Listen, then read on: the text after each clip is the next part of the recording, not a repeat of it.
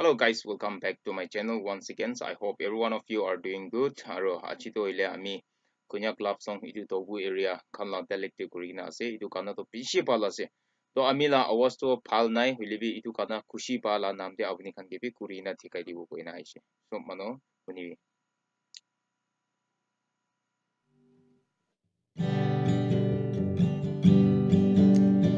Nung lòng đâu mà ngô nghe chỉ vì lan bu ô ai ya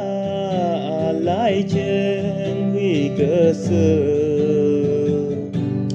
nhị nheng vâng bu mang vấn đề si tư nhị nheng nhớ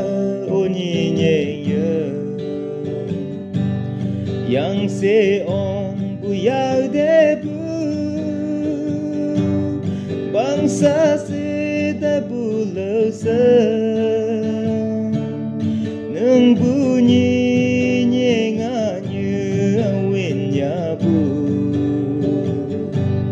ô lan lai pen bu nyang bu ni nye nga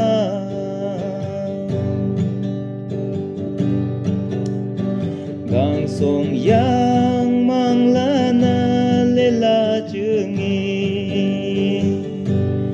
o se la chu bung lan la le chungi